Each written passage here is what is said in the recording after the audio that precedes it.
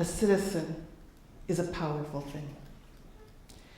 Being a citizen gives us license to dream about a better life. Being a citizen gives ordinary people like you and me the tools that we need to meet those aspirations. More than a century ago, my 13-year-old grandfather and his family left their village by the Black Sea. They never went back again. My family had lived there for 2 generations. They built homes there.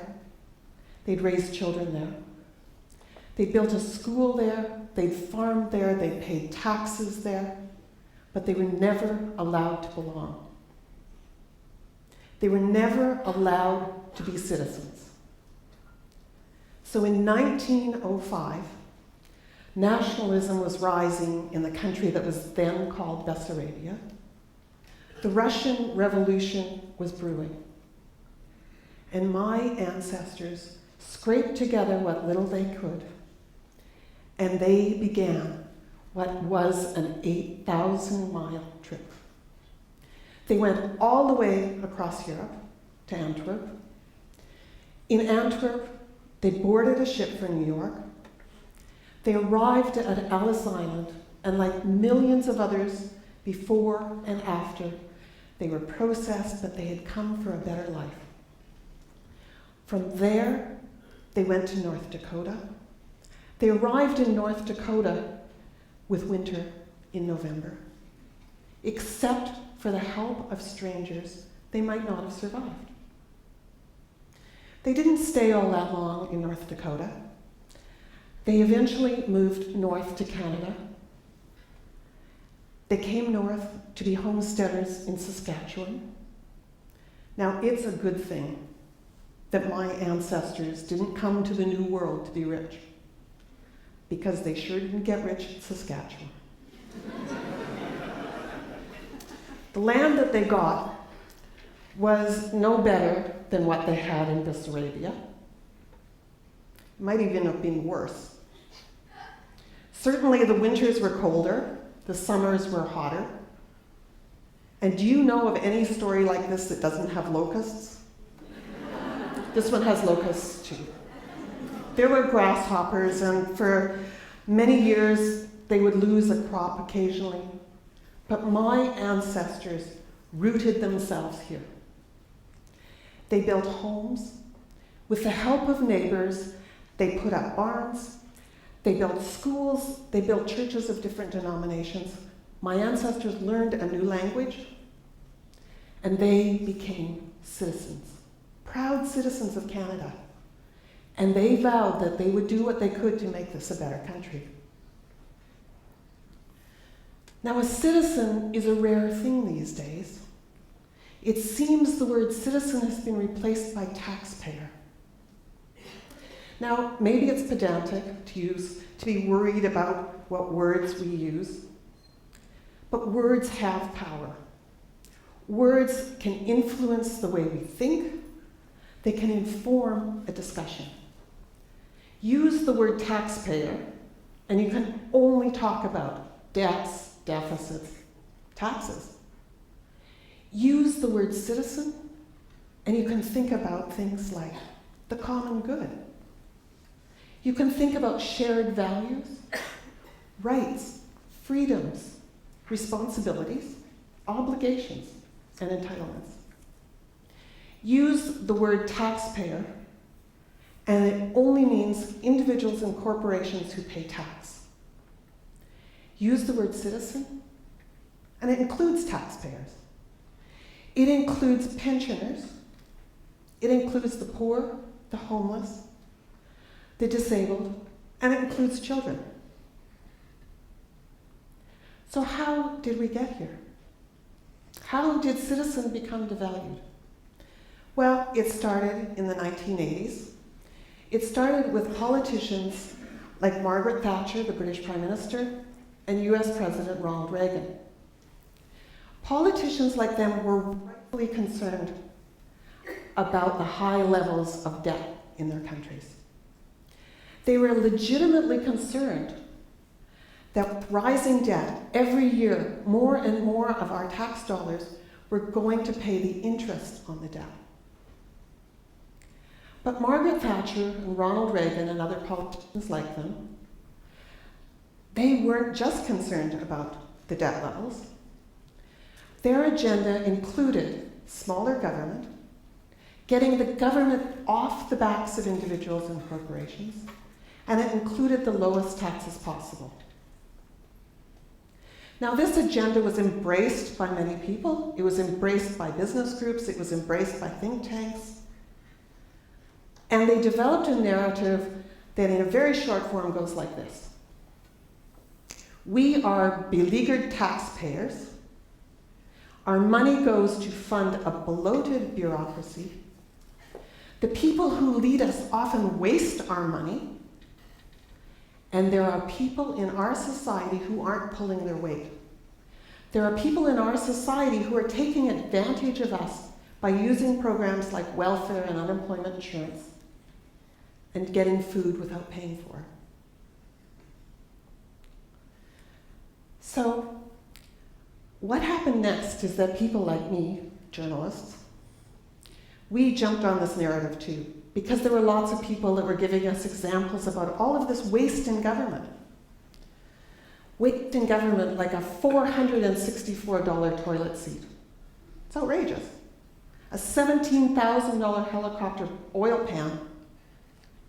And most recently, you probably know this, that Canadian senator who uses our money for his personal trainer, for his makeup artist. He even used our money to pay friends to have a social chat with him. And what has happened as we talk more and more about waste is that the distrust in government has risen. The distrust in government has risen to the point where a pollster recently said that in Canada and the United States and Britain, the level of distrust is almost cartoonishly high. Except it's not funny, because as distrust rose, the number of people who voted fell away. The other thing that happened while journalists like me were paying too much attention to debt and waste, we didn't pay attention to those other parts of the agenda. Those other parts of the agenda that included deregulation. The only time we actually started to pay attention was in 2008. That was the global recession. It was caused by the deregulation of the financial industries, particularly in the United States. Now, you might think that with all of this happening, that the people around the world, the millions of people around the world, would have given up on the idea of citizenship, but they haven't. There are millions of people around the world that want exactly what my ancestors wanted. They wanted to belong. Think back to December 2011. Egyptians started pouring into Tahrir Square in Cairo. They went there demanding a greater share of their economy. They were demanding jobs, and they were demanding a greater say in the leadership and the governance of their country. These ideas were so powerful that they spread across the Middle East. It became known as the Arab Spring. Dictators were toppled, governments overthrown. There were riots, there was chaos, there was confusion, and yes, civil war.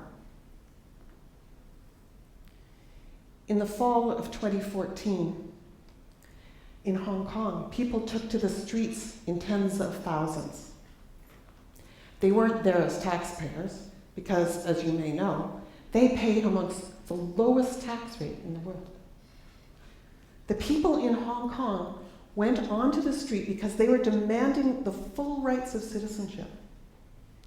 They were demanding to have a say in who governs them. They were demanding to choose not from a list put together by Beijing, but a list of their choosing.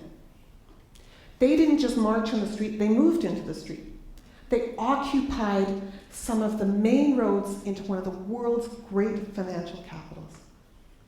They were as polite as they were insistent that they wanted these rights. They set up a civil society on the street. They had rules and regulations. They had people who had made sure that the recycling was separated from the garbage. They had people every day who swept the streets, the public streets. They set aside an area so that students could continue to study. They set aside a place for artists. And after a couple of months, these citizens were deemed bad for business, and they were taken off the streets. In January of 2015, 1.5 million people, 1.5 million people, twice the number of people who live here, marched in the streets of Paris. They weren't there as taxpayers, they were there as citizens in the days following terrorist attacks. In the first terrorist attack, journalists and cartoonists at the satirical magazine Charlie Hebdo were murdered. In the second attack, Jewish citizens were murdered for no other reason than they had gone to the grocery store that day. The 1.5 million people marched in the street because they share a belief in freedom of expression and freedom of religion. We are so lucky here. We are so privileged here that the people who came before us did the hard work of citizenship. We don't have to march in the streets very often anymore, but our expectations are very high. When we turn on the tap, we expect to drink the water. When we call the police and they come to our house, we don't expect that they will ask for a bribe. We expect if we end up in court, we'll get a fair hearing. We expect that if we go to hospital because we need cancer treatment, if we need a hip replacement, that we will get them and it won't bankrupt our families. But if we don't get exactly what we want, these days, instead of saying, what can I do to fix this? We're more likely to say, I'm a taxpayer. I paid for this. Why can't I have this now? When we see a homeless child on the street, how many of us say, what can I do? Mostly what we say is, somebody should fix this. Now, I don't mean to suggest that we can have everything all the time, that we can't have everything we want, because what we know is that debt is important. There should be no argument between citizens and taxpayers that debt can hobble and destabilize societies. It can hobble and destabilize societies as ancient as Greece, where in the 5th century BC, people first talked about the idea of citizenship. This is Greece today. Greece is bankrupt. The citizens of Greece no longer control their country. Their country is controlled by bankers. These bankers have imposed harsh austerity measures. More than 25% of the population is unemployed. More than 50% of the young people can't find a job. If every person and every corporation in Greece used the money that they have in 2 years, it would barely pay the debt. Governments have fractured and fallen, reformed, fractured and fallen again, but it doesn't matter. The bankers control Greece. Now, over the past 30 years, an interesting thing has happened, aside from all of that. Economists have found happiness. Of course they have. Everybody wants to know what they think. But I mean something different than that as well. Economists have come to the conclusion that money isn't always the most important thing, that the wealth of nations doesn't necessarily correspond to the well-being of nations. In the 1980s, American economist Richard Easterlin found that once we have a certain level of comfort, once we have the things that we need, the basics, once we have that, it doesn't matter whether we get a huge tax cut. It doesn't matter if we get a huge pay raise. We're not any happier. So the economists started saying to this other social scientist, well, what makes us happy? They should have asked my ancestors. Because the answer is this: what makes us happy is belonging. What makes us happy is to have social contacts, to have friends and family, to be engaged in our communities. They even found that we're happier if we vote. Who knew? They also found that happy people are good for the government because happy people don't use as many government services. They're more likely to volunteer. So that means the government doesn't have to pay for as much. But not only that, happy people are better employees. We're more creative, more collaborative. So what does that mean?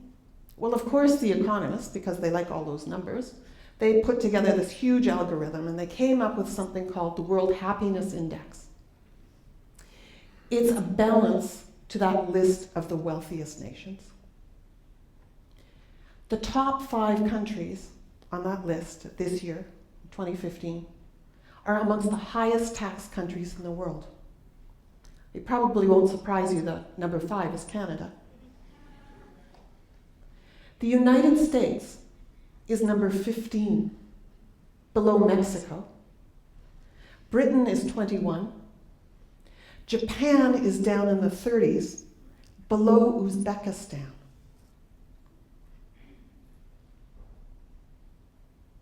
We need to reinstate the word citizen. We need to put that word taxpayer in the corner where it belongs. We need to be better citizens. We need to go back as our ancestors did and the people who came before us and aspire to something better, to be something better, to work together to reach those dreams. Because if we are good citizens, we might embolden our leaders to be more than bookkeepers. And if we are better citizens, if we are good citizens, we will be happier. We might be healthier. We might even be wealthier. But most importantly, if we are good citizens, what the legacy that we might leave for our children and grandchildren is a more compassionate, a more inclusive society.